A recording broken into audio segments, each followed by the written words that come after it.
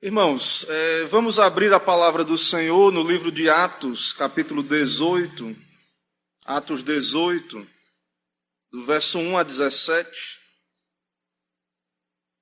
Momento da exposição da palavra do Senhor, dando continuidade aí à nossa série no livro de Atos. Atos dos Apóstolos, capítulo de número 18, de 1 a 17. Vou ler o texto bíblico, os irmãos acompanham. A palavra do Senhor nos diz assim, nesta manhã. Depois disto, deixando Paulo Atenas, partiu para Corinto.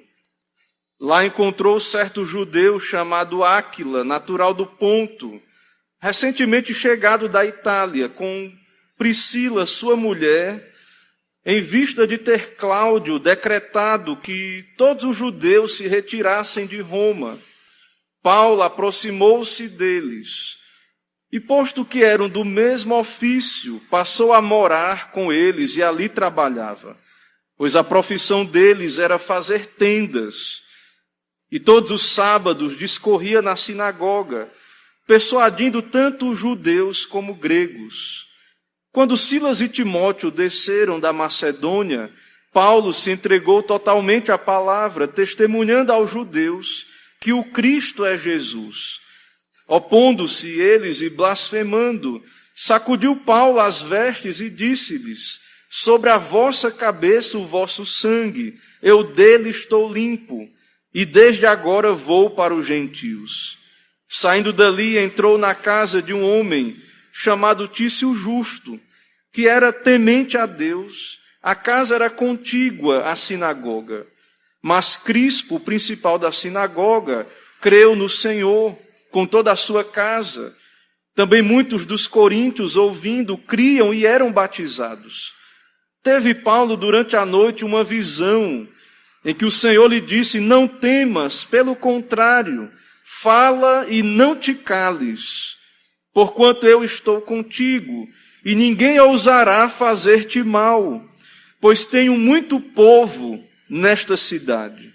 E ali permaneceu 1 ano e 6 meses, ensinando entre eles a palavra de Deus.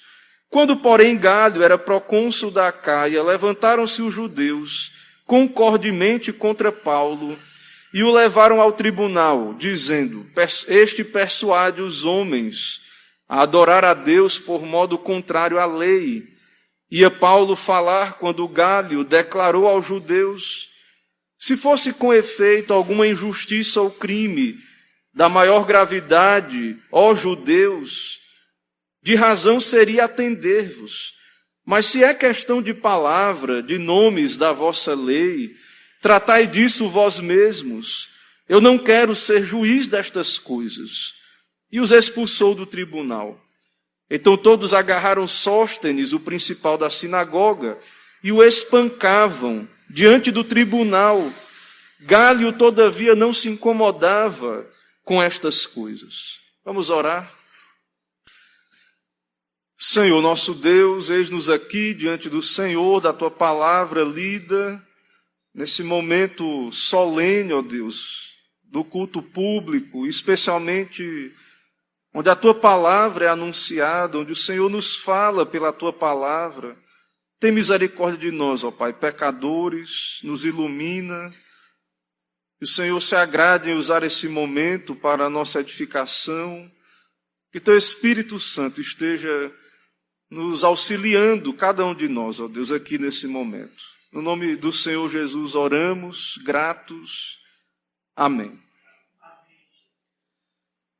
Irmãos, nós acabamos de passar pelo momento em que Paulo pregou em Atenas, no capítulo anterior, e como vimos ali, não houve muito sucesso do evangelho no sentido de que Paulo foi interrompido. Claro que houveram crentes ali, mas uns poucos crentes convertidos pela pregação. E então Deus direciona o apóstolo Paulo para uma outra cidade, a cidade de Corinto. E como Paulo bem disse na sua carta aos Coríntios, Deus escolheu as coisas loucas do mundo para envergonhar os sábios, as coisas fracas. Então, naquele lugar de conhecimento que era Atenas, naquela capital do conhecimento, de fato, não houve muitos frutos do evangelho. Mas na cidade de Corinto, como vamos ver, o Senhor tinha muita gente naquela cidade. Então, Deus é soberano, Ele está conduzindo a obra, a missão, Ele está direcionando o seu instrumento. E então Paulo sai do Areópago e ele vai para Corinto, uma cidade distante 2 dias por terra. Uma cidade próxima, 4 horas de barco. Corinto era uma capital também, na verdade, nesse momento da história, não mais Atenas era a capital da Grécia, mas Corinto, um centro comercial importante, habitada por gregos, romanos e alguns judeus. Então, essa cidade era de grande importância econômica naquele contexto, uma cidade populosa, uma cidade que contava Corinto com mais ou menos 200 mil habitantes, uma cidade portuária ali no Peloponeso, ali na Grécia.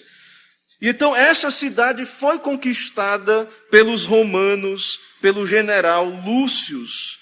E depois o imperador Augusto transformou Corinto em capital da província. Então, nesse momento histórico, Corinto, na verdade, ela tem até mesmo uma primazia com relação a Atenas. E então essa cidade, irmãos, não devemos menosprezar por não ser Atenas, era a capital pela ação dos romanos, e era uma capital riquíssima, cheia de luxos devido ao comércio, mas também cheia de imoralidade, de ostentação. Em Corinto, Afrodite era adorada, a deusa do amor. Em Corinto haviam templos com prostitutas cultuais, imoralidade, paganismo grosseiro, adoração de ídolos, prostituição cultual. Inclusive a expressão corintianizar significa viver de modo imoral. Então, uma cidade altamente imoral. E até mesmo na carta de Paulo aos Coríntios, nós vemos a dificuldade ali enfrentada por causa da imoralidade, do pecado. Mas era o propósito do Senhor que nesta cidade houvesse uma igreja de Cristo. Deus elegeu pecadores desde a eternidade nesta cidade de Corinto. E então Deus envia o seu mensageiro. Deus envia a sua palavra, o seu evangelho. O Senhor estabelece uma igreja na cidade de Corinto pela pregação da palavra. E então o Senhor permitiu, apesar de Paulo ser um itinerante, Paulo ele prega nessa cidade pelo menos 1 ano e meio, mais de ano, pregando ali constantemente naquela cidade. Nessa ocasião, nessa providência do Senhor, no verso 2 nos é dito que Paulo encontrou um judeu chamado Áquila e sua esposa Priscila. Ele era natural do Ponto. Mas esse casal piedoso que Paulo encontra ali, eles saem fugidos de Roma. Há um decreto em Roma ordenando aos judeus se retirarem. São expulsos de Roma os judeus. E esse casal então sai de Roma, vai em direção a Corinto, e então Paulo encontra este casal. Agora, uma pergunta interessante, algo interessante para nós que estamos ouvindo sobre o livro de Atos, que é um livro histórico. Que é o livro de Atos, irmãos, é a história da igreja inicial. E é claro, um livro, o texto bíblico, mas é um livro histórico. Também palavra de Deus inspirada. Mas, então, é importante para nós entendermos ali a história da igreja, o que estava acontecendo, o modo como Deus governou esses eventos. Então, segundo relatos daquela época, houve uma perturbação em Roma, por conta de um certo judeu chamado Cresto. Um historiador romano escreve isso, de nome Suetônio, e ele cita errado o nome de Jesus.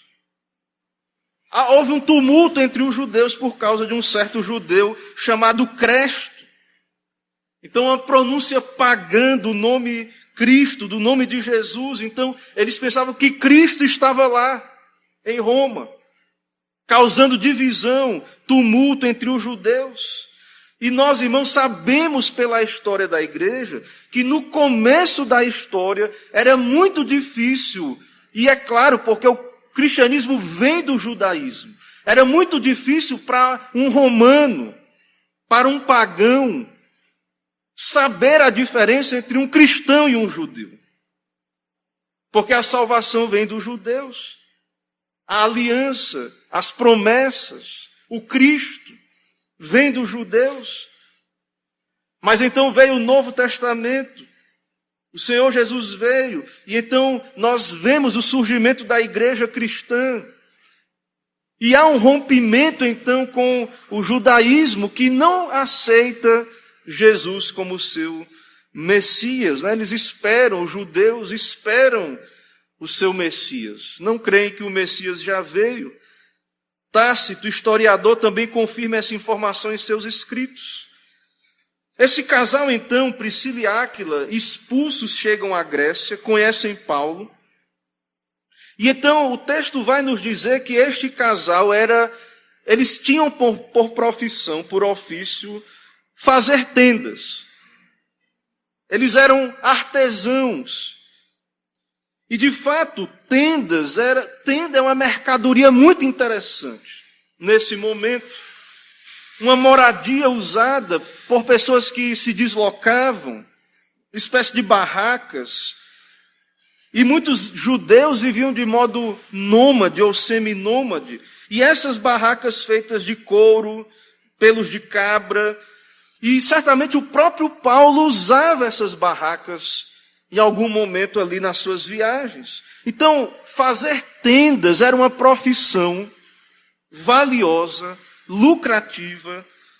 E nós também sabemos que no judaísmo todo pai ensinava um ofício ao seu filho.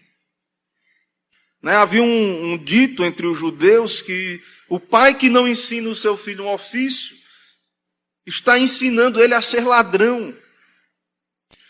E nós também vemos então que Paulo aprendeu esse ofício.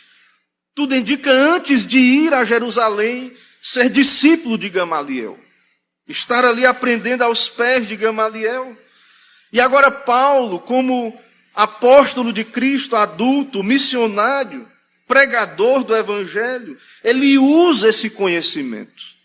Ele aplica aquilo que ele aprendeu na casa dos seus pais, a profissão, o ofício. E então nós vamos ver, e Paulo cita isso, lá em 1 Coríntios 4,12, em 1 Tessalonicenses 2,9, que muitas vezes Paulo trabalhou. Muitas vezes ele pregou o Evangelho e ele não recebeu o sustento. E claro, o Novo Testamento é muito claro que aqueles que pregam do Evangelho devem viver do Evangelho, porém, em circunstâncias muito específicas, e por questões que Paulo pessoalmente diz, questões pessoais dele, em algumas circunstâncias ele não recebeu sustento material. Isso significava que ele tinha que trabalhar, que ele tinha que cumprir um ofício paralelo. É como uma espécie de ministério de tempo parcial. E então nós vemos que Paulo se uniu a esse casal piedoso e morou com eles. E trabalhavam, porque eram da mesma profissão. E enquanto isso, no verso 4, nos é dito que todos os sábados discorria na sinagoga, persuadindo tanto judeus como gregos. Então, tudo indica, durante a semana, Paulo estava lá fazendo tendas. Chegava o sábado, Paulo estava na sinagoga, pregando, como ele fazia de cidade em cidade. Mas no verso 4, então, quando Silas e Timóteo chegam da Macedônia, o texto diz, Paulo se entregou totalmente à palavra. testemunhando aos judeus que o Cristo é Jesus, com o apoio dos seus companheiros, com a oferta chegada da Macedônia. Paulo então se dedica totalmente à pregação. Ele prega na sinagoga, ele aponta para Cristo. Ele cumpre o seu ministério, ele prega aos judeus que o Jesus de Nazaré é o Messias prometido, é o servo sofredor. Paulo busca os seus compatriotas judeus para Cristo, para a fé em Cristo. Ele busca expandir a fé cristã. E os judeus são campo missionário de Paulo também, porque não creem ainda em Cristo, não creram no Messias. E Paulo prega a Cristo para eles. E quando então Silas e Timóteo chegam, estando suprido em suas necessidades materiais, ele se dedica completamente ao ministério. Ele se dedica completamente ao ministério de tempo integral, pregando que Jesus é o Messias. E mais uma vez nós vamos ver, irmãos, aquilo que já vimos em vários momentos aqui no livro de Atos: perseguição, oposição. O cristianismo, irmãos, ele surge, ele vem do judaísmo, ele aceita o judaísmo, a salvação vem dos judeus. Mas o cristianismo, como temos visto no Novo Testamento, ele surge e é visto como uma seita do judaísmo. Aqueles do caminho é visto como uma seita, como perturbadores, como fanáticos. Então o cristianismo ele é recebido naquele momento dessa maneira, com perseguições. Os judeus não aceitam a Cristo. É loucura dizer que o nosso Messias morreu na cruz. Eles não entendem. Eles não receberam. Eles entendem que é blasfemo dizer que o Messias morreu na cruz. Eles desprezam o Evangelho. Eles viram as costas para o Evangelho. Deus envia o seu Filho para morrer na cruz pelos pecadores. Deus envia o Espírito para com a igreja, com os seus ministros, pregarem o Evangelho ao mundo, e especialmente aos judeus, aqueles que são povo do Senhor da antiga aliança. Mas eles viram as costas para a pregação, para o Evangelho. São incrédulos, não creem em Deus. E quando eles viram as costas, irmãos, para a pregação, eles trazem juízo sobre si mesmos. E é isso, irmãos, que acontece. Nós, como cristãos, somos vistos como intolerantes, porque nós cremos que a Bíblia é a palavra de Deus. Porque nós cremos que não há outro caminho, que só há um evangelho, o evangelho de Cristo. Nós cremos que precisamos ser fiéis a Cristo. Ele é a autoridade suprema na nossa vida, Ele é Senhor.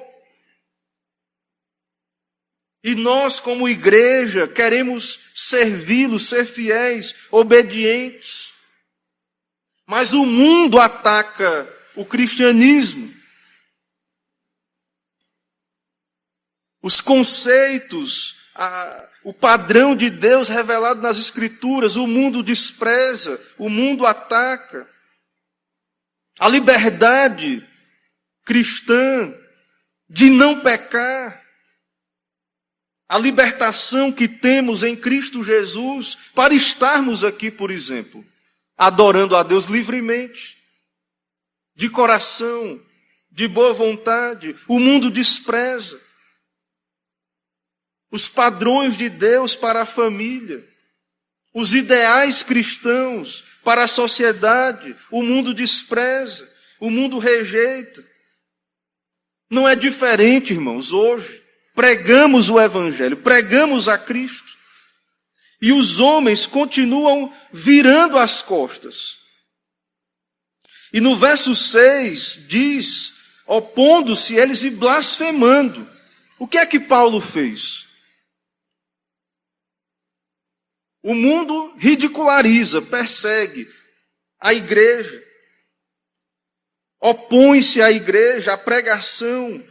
E Paulo, irmãos, ele sacode as vestes e diz-lhes, sobre a vossa cabeça o vosso sangue, eu dele estou limpo. E foi pregar aos gentios. Então o Senhor envia a sua pregação. O evangelho está sendo pregado. O Senhor faz com que essa mensagem chegue aos ouvidos das pessoas, de alguma maneira. Infelizmente, é claro, gostaríamos que mais pessoas ouvissem a pregação. Mas Deus é soberano, irmãos. Ele sabe. Ele é poderoso para fazer essa mensagem chegar a quem aprouver a Ele. Mas, infelizmente, muitos rejeitam o Evangelho. Muitos rejeitam a Cristo como Senhor. Muitos rejeitam a Bíblia como palavra de Deus. E com isso, e fazendo isso, eles trazem sobre si mesmos, justa condenação. E o que nós podemos fazer, irmãos, muitas vezes, é sacudir o pó das vestes. Porque estamos cumprindo como igreja o nosso papel, pregando o Evangelho. Se as pessoas não querem ouvir, nós vamos pregar para outros. E é muito triste aqui porque aqueles que não queriam ouvir eram os judeus, era o povo de Deus, da aliança.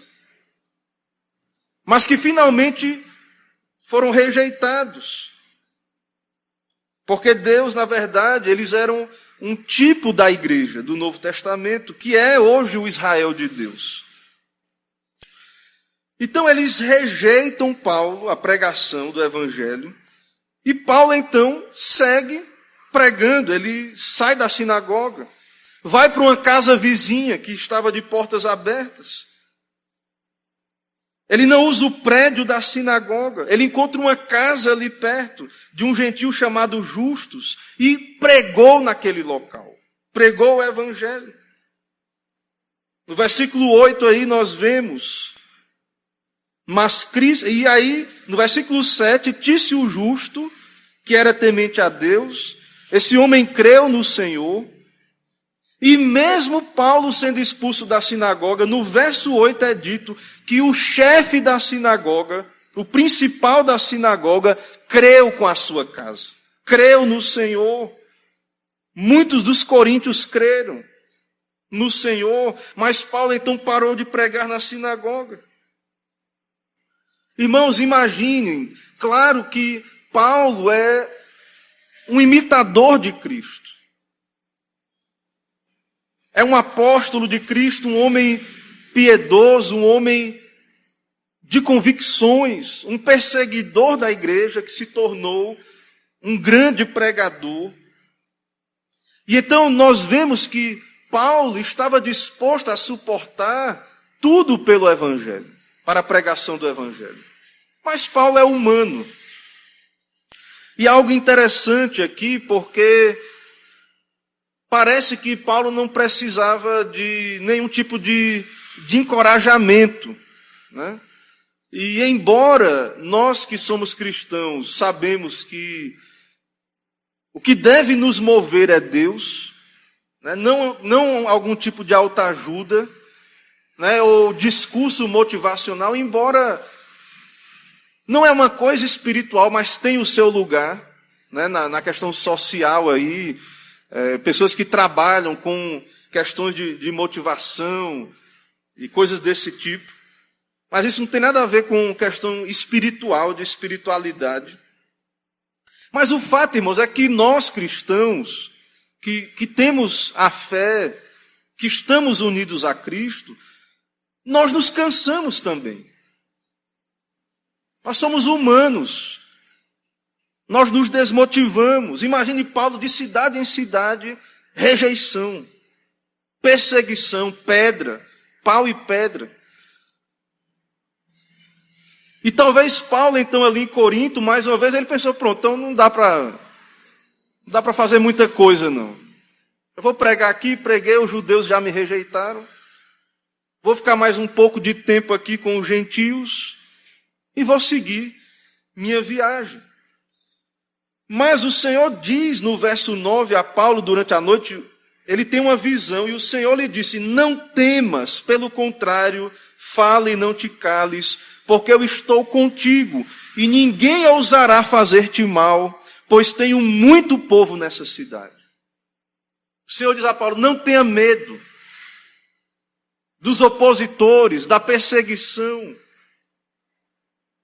de sofrer pela causa do Evangelho, porque eu estou contigo. Eu tenho muita gente nessa cidade, eu tenho muito povo. Permaneça, fique firme, pregue o Evangelho. Então, meus irmãos, não era, apesar de Paulo, eu creio que ele não tinha dúvidas da sua fé. Mas pense nisso, o cristianismo era uma seita, perseguida, odiada. Não é fácil se colocar do lado de Cristo. Não é fácil ser fiel a Cristo. Ninguém, irmãos, quer estar do lado, porque existe de fato radicais e pessoas de seitas que são pessoas cegas na mentira, no erro. Mas Paulo, ele é um verdadeiro apóstolo de Cristo, ele é um servo do Senhor. Mas veja que essa linha, né, hoje a Igreja de Cristo, a gente sabe que existem seitas, né, e classifica. Mas a gente deve lembrar que, em sendo fiéis a Cristo, em sendo fiéis à palavra de Deus, para muitos também nós somos taxados assim, perseguidos e rejeitados, porque queremos obedecer tão somente à palavra de Deus. Muitos, talvez, do mesmo modo como nós entendemos que eles não estão fiéis à palavra, muitos, isso é uma seita também. E muitos vão perseguir, resistir à pregação das doutrinas da graça, do Evangelho de Cristo Jesus. E muitos podem desanimar e querer se afastar do Evangelho, da graça, da pregação fiel. Mas, irmãos, nós devemos crer no Senhor. Claro que devemos nos examinar. Claro que devemos vigiar o coração para não sermos enredados por doutrinas outras. Devemos ser zelosos daquilo que é bíblico, daquilo que é fiel à palavra de Deus. E não estamos imunes, é claro, aos erros. Mas nós devemos, com a ajuda de Deus, nos fortalecer na fé e estar firmes na nossa posição. E possivelmente, em fazendo isto, nós vamos ser perseguidos, resistidos, atacados, considerados como loucos aos olhos deste mundo. Então, mesmo Paulo, apóstolo, ele tinha revelação direta de Deus. Ele tinha a inspiração. O Senhor o levou ao céu, ao terceiro céu. Mesmo Paulo precisava de força da parte do Senhor, desse encorajamento, desta visão que dizia, não temas, fale e não te cales, porque eu estou contigo. Ninguém ousará fazer-te mal, pois tenho muito povo nessa cidade. Então, irmãos, nós podemos nos cansar em algum momento. Podemos pensar, não, já pregamos, as pessoas sabem, já ouviram, não querem, estão resistindo, vamos continuar. Deus tem seus planos, o Senhor tem os seus eleitos, neste lugar também, nesta cidade. na nossa nação. Então, lembre disso, o fato de Deus estar do nosso lado não quer dizer que vai ser fácil receber oposição. Existem várias maneiras, irmãos, da igreja receber oposição, de sermos intimidados. Não é só pela espada, pela força. Rejeição, afastamento, várias maneiras. Porém, Cristo está com o seu servo. Se Deus é por nós, Paulo diz em Romanos 8, quem será contra nós? Quem tentará acusação contra os eleitos de Deus? É Deus quem os justifica. Quem os condenará? É Cristo Jesus quem morreu, ou antes, quem ressuscitou, está à direita de Deus e intercede por nós. Quem nos separará do amor de Cristo? Então, irmãos, é isso que deve nos sustentar na fidelidade ao Senhor. E Paulo, ele diz mais, quem nos separará do amor de Cristo? Ele diz, tribulação, angústia, perseguição, fome, nudez, perigo ou espada. Será que essas coisas podem nos separar do amor de Deus? Podem separar um verdadeiro cristão da sua missão, do seu chamado, da sua vocação, de seguir a Cristo, de servir ao Senhor? Não, irmãos. Nós sabemos, e é o que vemos na vida de Paulo, isso está nos profetas também, e nós lemos nos Salmos. Por amor de ti somos entregues à morte o dia todo. Fomos considerados como ovelhas para o matadouro. Em todas essas coisas, porém, somos mais que vencedores, por meio daquele que nos amou. Por todas as coisas, por esse sofrimento na vida de Paulo, na vida da igreja. Somos mais do que vencedores. Nada poderá nos separar de Cristo, do amor de Deus. Nem morte, nem vida, anjos, poderes. Ele fala altura, profundidade. Então não devemos temer lidar com a rejeição.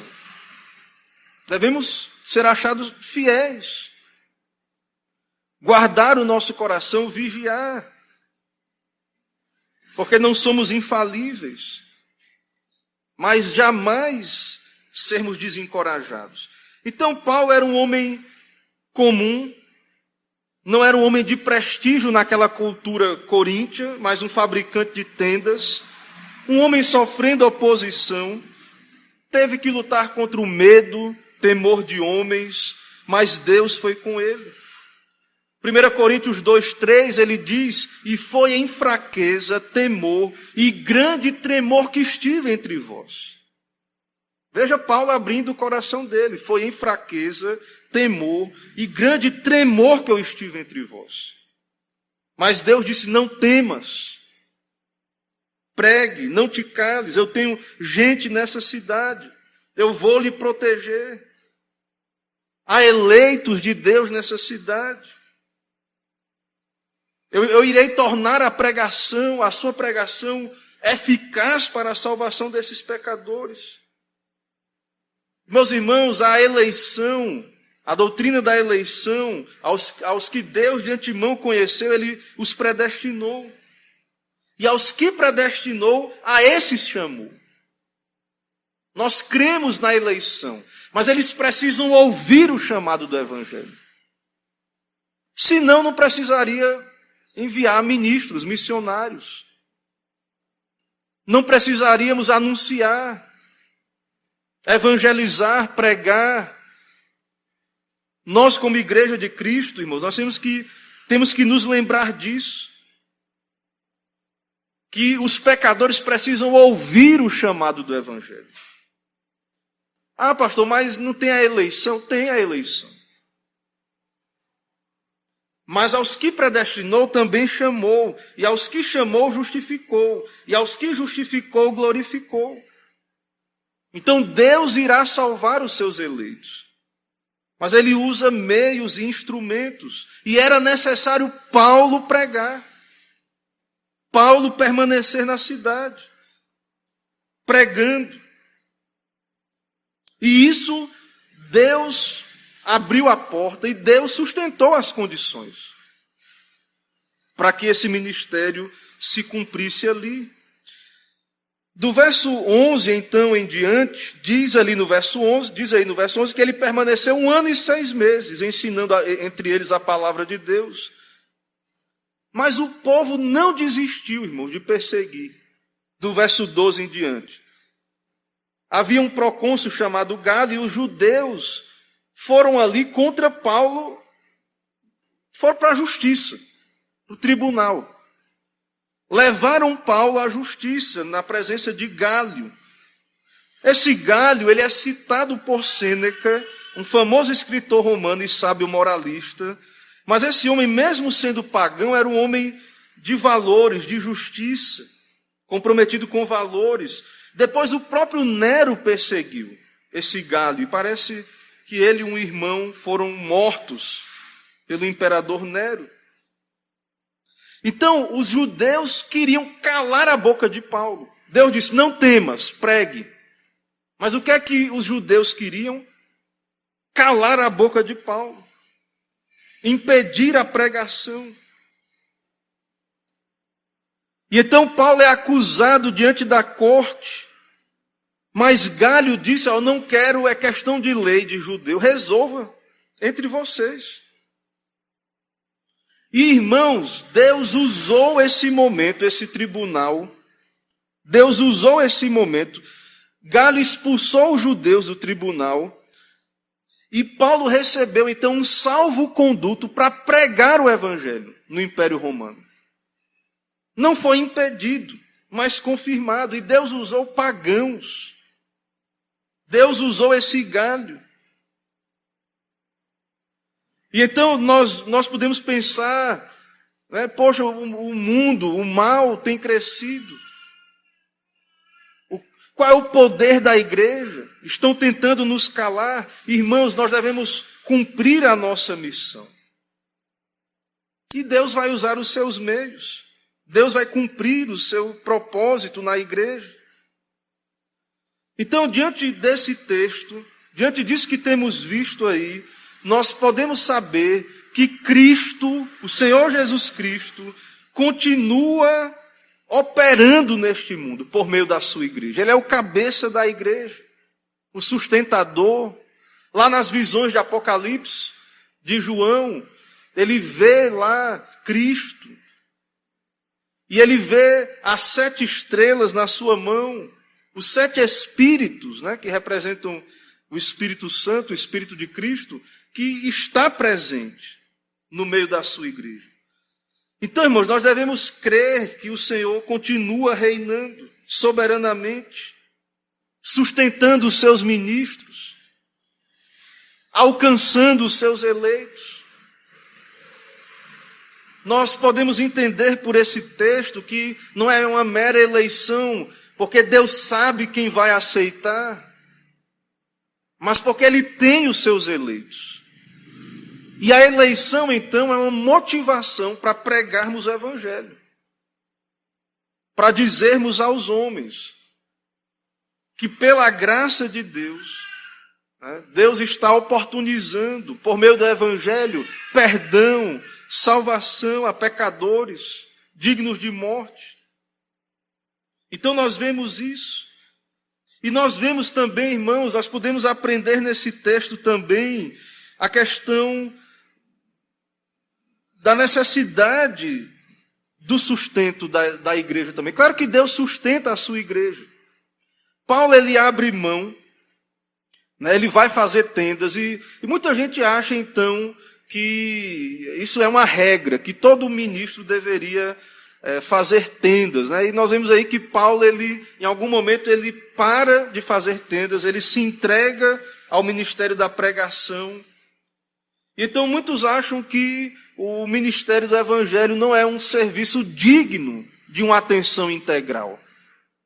Ou que os ministros não deveriam viver do ministério. Mas nós vemos aí que há casos, sim, que para que o Evangelho chegue a alguns campos, a algumas situações, Alguns missionários têm que abrir um negócio ali num país. Na história da igreja, houve casos de alguns jovens que se venderam como escravos para pregar em determinados locais fechados ao evangelho. Então, irmãos, há situações em que é necessário, às vezes, uma porta, um trabalho de tempo integral. Mas nós vemos que Deus sustenta a sua igreja. E que Deus, então, irá sustentar os seus ministros. E que, de fato, é honroso que também possamos nos dedicar ao ministério totalmente. E Paulo, quando ele podia, ele fazia isso também. E em alguns casos, claro, fazia as suas tendas, como alguns também ainda hoje fazem, alguns missionários fazem também ainda hoje. Mas, acima de tudo, Deus está no controle disso. E o Senhor vai fazer com que o seu evangelho chegue aonde Ele quiser que chegue. Ele vai abrir as portas, Ele vai oportunizar, Ele vai dar condições para que isso aconteça.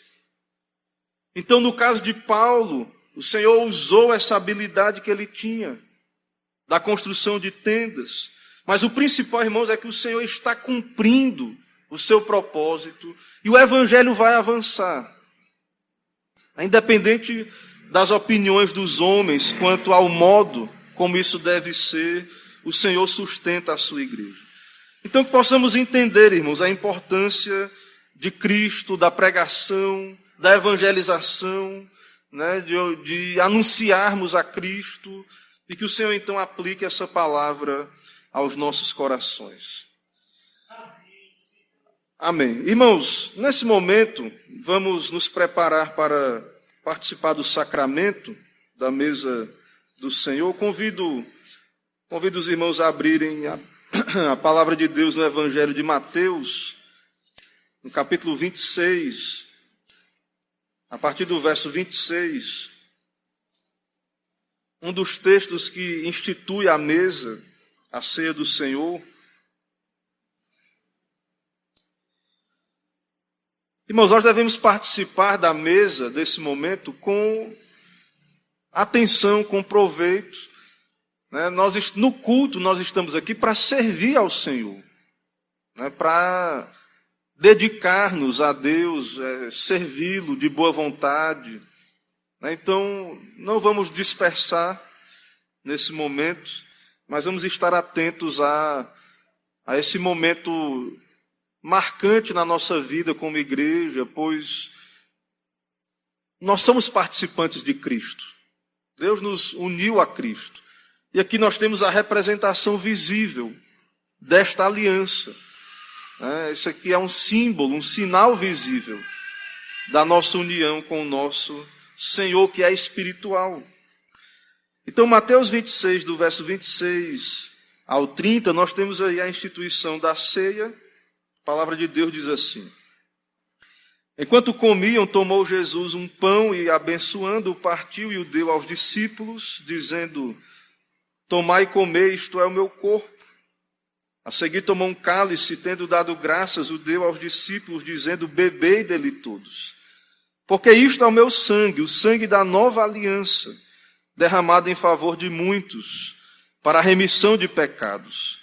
E digo-vos que desta hora em diante não beberei deste fruto da videira, até aquele dia em que o hei de beber novo convosco no reino de meu Pai. E tendo cantado um hino, saíram para o monte das oliveiras. Nós cremos, irmãos, que a mesa ela é um meio de graça. Estar no culto, ouvir a pregação. O pão não deixa de ser pão, o vinho não deixa de ser vinho. Mas é uma instituição de Cristo. E nós devemos participar com fé, crendo que é do propósito de Deus abençoar esse momento. Então, aqui, diante da mesa, nós estamos diante do Evangelho anunciado. Cristo é anunciado, a sua morte. O seu corpo é verdadeira comida. O seu sangue é verdadeira bebida, que nos satisfaz. Então, nada nesse mundo nos satisfaz, o espírito. Nada nos dá conforto, alegria verdadeiros, senão ter a Cristo, estar unido a Ele. Ele é o nosso Deus, Ele nos criou para Ele. Nós só encontramos descanso, paz nele mesmo. Então, que possamos participar dessa mesa buscando graça, buscando renovar o nosso compromisso com o Senhor. Se temos tido pouca comunhão com o Senhor, desejar mais comunhão com Ele, porque Ele está conosco, Ele está presente a todo momento. Nós é que muitas vezes negligenciamos o Senhor. Então, use esse momento para refletir, no seu compromisso com o Senhor, buscar graça, força, alegria, paz, que você não vai encontrar a resposta para essas questões em canto nenhum, em filosofia ou ideologia alguma, mas apenas no Evangelho de Cristo Jesus. Então, vamos participar desses elementos. Eu vou convidar o presbítero Isvanildo para nos ajudar e um dos nossos irmãos diáconos que possam nos ajudar na distribuição. Alguém que possa vir cooperar conosco aqui. Nosso irmão diácono Gabriel. Vamos orar, irmãos, separando esses elementos. Irmãos, antes de orarmos, só lembrando a nós que nós cremos na Igreja de Cristo, que ela não é apenas a nossa igreja local. Na igreja presbiteriana, nós entendemos que nossa ceia não deve ser restrita, entendendo que cremos que há outras igrejas fiéis. Claro, às vezes temos visitantes, irmãos presbiterianos, como temos hoje, uma família aqui entre nós, da nossa denominação, às vezes outros irmãos de outras denominações. Então a mesa é do Senhor. Porém, irmãos, é necessário estar em plena comunhão com a igreja, uma igreja fiel, que prega o Evangelho verdadeiramente. Então nós temos orientado algum irmão que não está em plena comunhão com uma igreja, ainda não foi recebido, que possamos entender isso, e tudo no seu tempo, e isso deve ser um incentivo para a gente estar se preparando para receber esses irmãos também que já têm frequentado a igreja, mas que ainda não foram recebidos oficialmente.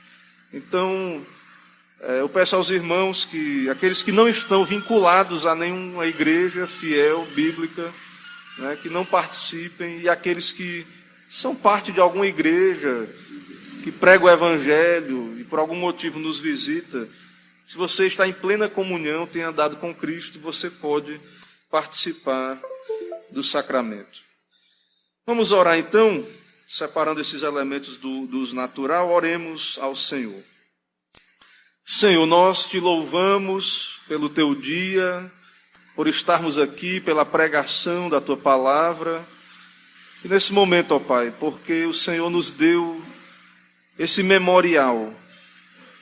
Sabemos que não é apenas um memorial, mas é um meio de graça, um símbolo da aliança, da nova aliança. Ó Deus, dá-nos o teu Espírito, nos dá fé, aplica as verdades expressas, ó Deus, nesse momento ao nosso coração, que o Senhor nos deu o teu Filho. O Senhor nos alimenta espiritualmente. Foi a vida obediente de Cristo, a sua justiça, a sua carne, que foi dada por nós, a sua vida, entregue na cruz o seu sangue. Ó Deus, nos vivifica, ó Pai, perdoa os nossos pecados, nos fortalece a fé, nos dá maior compromisso com o Senhor, e fortalece a tua igreja, ó Deus, o povo da aliança aqui, neste lugar. Assim abençoa todo esse momento, é o que pedimos e oramos, em nome de Jesus, nosso Senhor. Amém.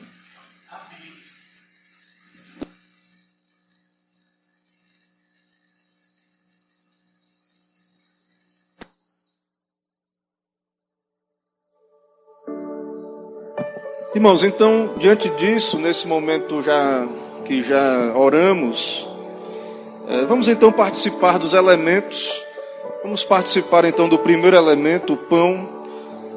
O Senhor Jesus Cristo, irmãos, na noite em que foi traído, Ele tomou o pão, partiu e o deu aos discípulos, dizendo: isto é o meu corpo que é dado por vós, fazei isto em memória de mim. Vamos participar então do pão, que representa o corpo do Senhor, moído. Ao Senhor agradou moê-lo, Ele foi moído em nosso lugar. O castigo que nos traz a paz estava sobre Ele. Pelas suas pisaduras nós fomos sarados. Então vamos participar do pão, lembrando que o Senhor nos amou, que o Senhor deu a sua vida por nós, que Ele foi até o fim. Ele deu o seu corpo ali completamente e todo o seu sofrimento durante a sua vida em nosso lugar. Então vamos participar do primeiro elemento, o pão. Tomai e comei, isto é o meu corpo. O irmão pode participar, tomar o pão e participar imediatamente. Cada um dos irmãos, tomai e comei, isto é o meu corpo.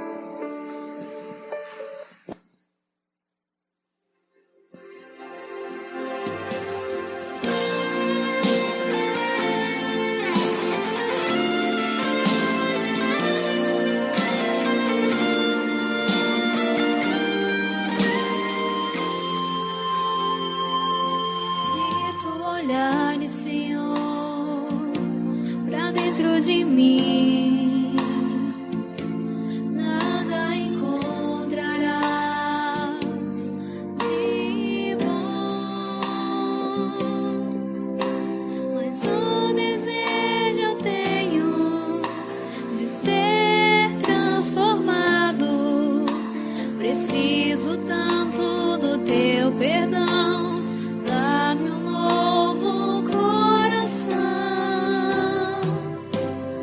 dá-me um coração igual ao teu, meu mestre. Dá-me um coração igual ao teu, coração disposto a obedecer, cumprir todo o teu querer.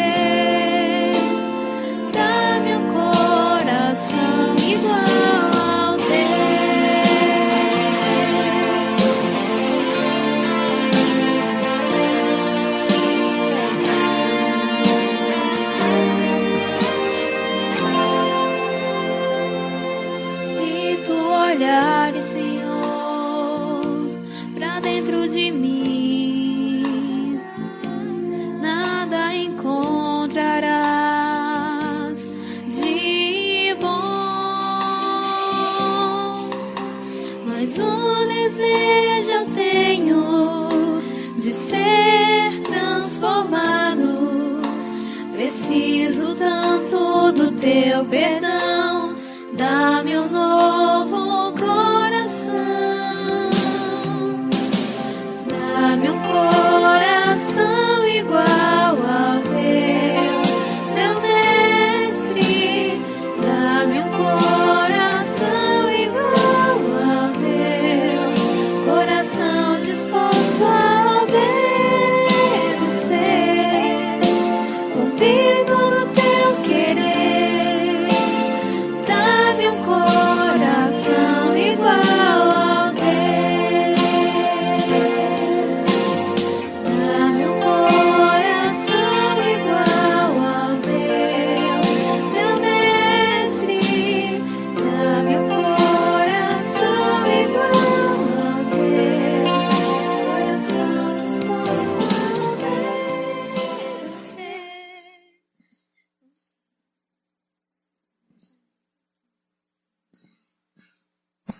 Irmãos, algum irmão ou irmã foi omitido desse primeiro elemento, o pão? Se não, vamos participar do segundo elemento, o vinho, representando a vida do nosso Senhor, derramada na cruz em nosso lugar. Na noite em que foi traído, o Senhor tomou o cálice e o deu aos discípulos, dizendo: este cálice é a nova aliança no meu sangue, fazei isto em memória de mim. Vamos então participar desse elemento representando que o Senhor deu toda a sua vida em nosso lugar, derramou toda a sua vida, o seu sangue em nosso lugar. Tomai e bebei, isto é o meu sangue.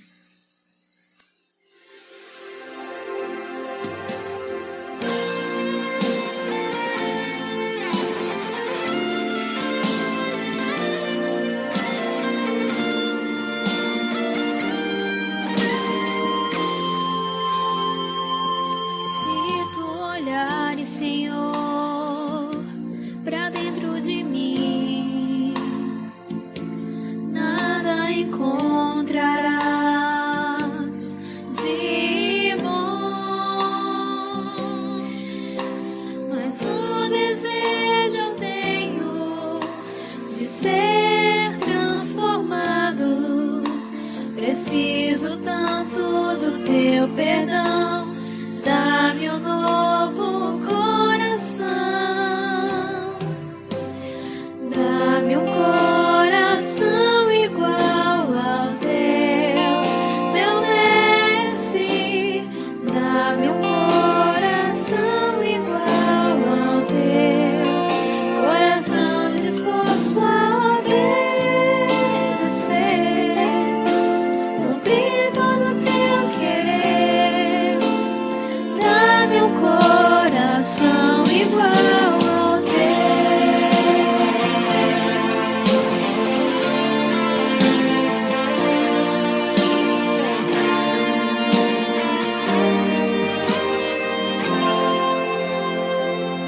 Se tu olhares, Senhor, pra dentro de mim, nada encontrarás de bom, mas um desejo eu tenho de ser transformado. Preciso tanto do teu perdão, dá-me um novo coração, dá-me um coração igual ao teu, meu mestre, dá-me um coração igual ao teu, coração disposto a obedecer, cumprir todo o teu querer. Dá-me um coração igual ao teu,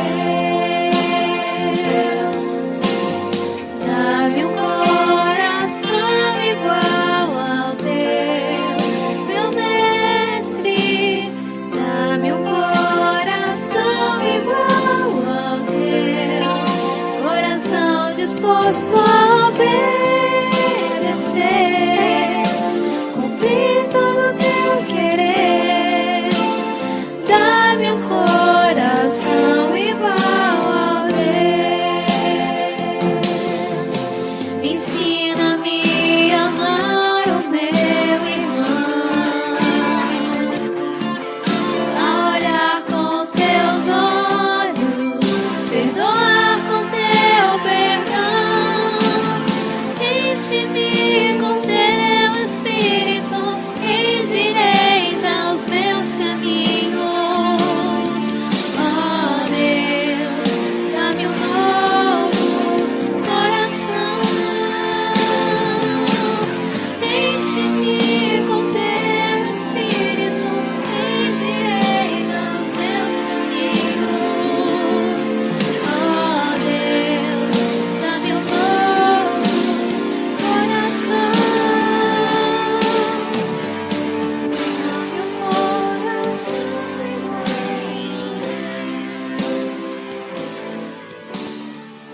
Irmãos, algum irmão ou irmã foi omitido do segundo elemento, vinho? Se não, vamos orar. Vou pedir para o nosso irmão diácono Gabriel fazer uma oração, agradecendo ao Senhor por esse instante. Ó Senhor, soberano Deus, quão grande, meu Pai, és Tu. Tu és o único digno de receber, Senhor, toda a glória para si. E aqui nós estamos, ó Pai, louvando, engrandecendo, Deus, o Teu santo nome. lhe dando graças, Senhor. Lhe dando graças por Cristo Jesus, que na cruz do Calvário morreu pelos nossos pecados, Deus. Nós te agradecemos, ó Pai, pois nós estávamos mortos em nossos delitos e pecados. Nós estávamos cegos e o Senhor, ó Deus, nos deu, nós que tínhamos um coração de pedra, o Senhor nos deu um coração de carne. Nós que estávamos cegos, o Senhor nos fez enxergar. Ó Senhor, louvado seja teu nome pela salvação. Louvado seja teu nome, Senhor, porque nós podemos comer do pão. Ó Deus, muito obrigado, Senhor. Engrandecemos o teu nome, Deus, em nome de Jesus. Amém.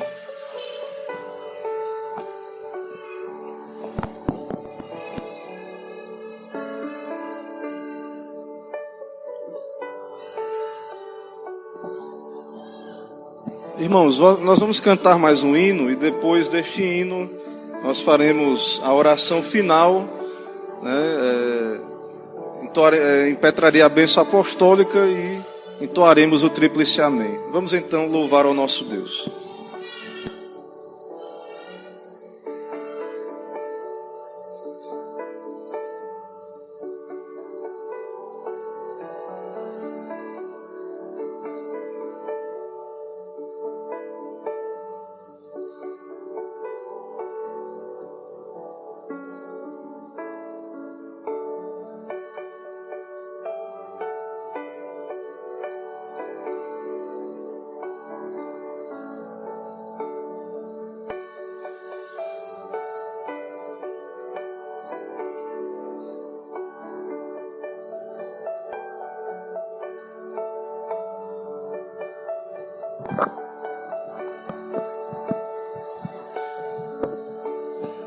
Amém.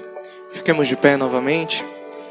Vamos entoar o hino de número 186, O Lar do Céu. Hino de número 186.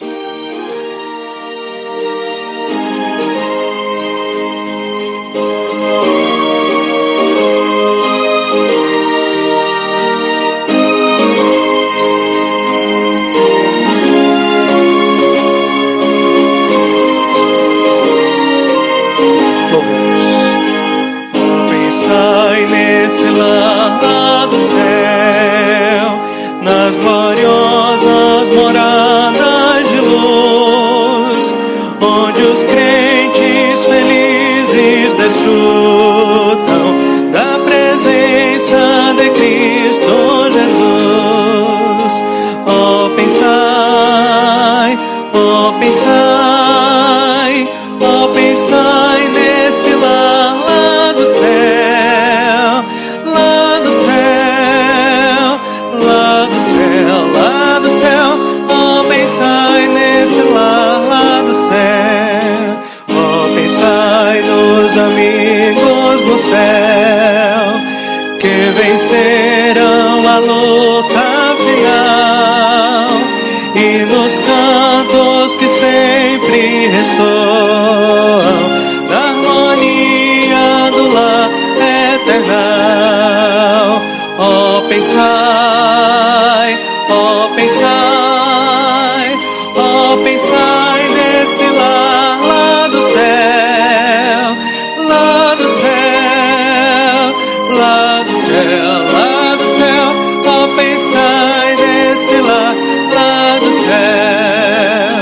Hei de ver lá do céu meu Jesus, face a face seu rosto mirar, e bem longe cuidados, tristezas, para sempre com ele habitar. Oh, pensai, oh, pensai.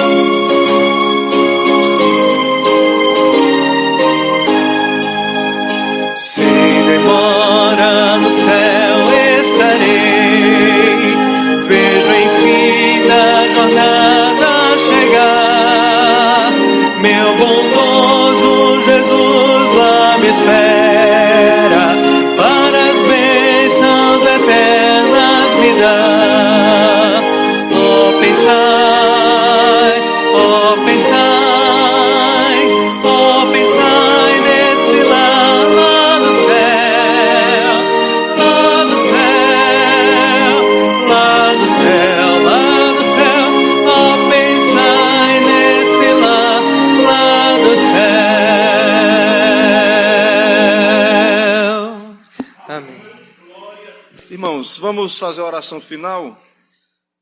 Senhor, muito obrigado por esse momento de adoração do teu povo, por esse dia teu, por poder servir ao Senhor na congregação, na comunhão dos santos, cada um de nós, ó Deus, aqui adorando, louvando, dedicando este tempo ao nome do Senhor, à tua glória.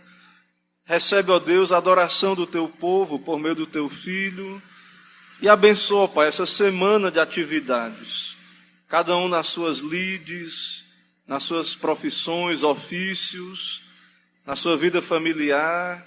Guarda o teu povo, ó Pai, protege, usa cada um como instrumento do Senhor para a proclamação do teu evangelho e que venha o teu reino, ó Deus, mais e mais, que o Senhor abra portas para a pregação do teu evangelho, que o Senhor abra corações também e alcance, ó Pai, os teus eleitos. Que o Senhor esteja se agradando em usar nós, pecadores, fracos, mas que o Senhor anime também o teu povo e nos use por graça, ó Deus. Assim nos abençoa, Pai. Guarda os irmãos que por algum motivo não têm tido condições ou oportunidade de vir aqui, que o Senhor sustente, proteja, e também os idosos, e cuida do teu povo, ó Pai. Todas as igrejas irmãs também, em toda a terra, no nosso Brasil, nossa denominação, cada presbitério, cada igreja local, sustenta, ó Pai, abençoa. Também a nossa igreja aqui, o conselho, nossas eleições que virão em breve, que o Senhor esteja abençoando, ó Pai, o teu trabalho aqui, animando, fortalecendo, encorajando, ó Deus, cada irmão a perseverar. Anima, ó Deus, o teu povo. Assim nos dá um dia de paz, uma semana de paz, nos leva com a tua graça. É o que pedimos e oramos em nome de Jesus Cristo. Amém. Receba a bênção do Senhor. Que a maravilhosa graça do nosso Senhor e Salvador Jesus Cristo, o amor de Deus, o nosso eterno, misericordioso Pai, a comunhão, as consolações do Espírito Santo de Deus, seja sobre todos vós e o povo de Deus espalhado por toda a terra. Amém.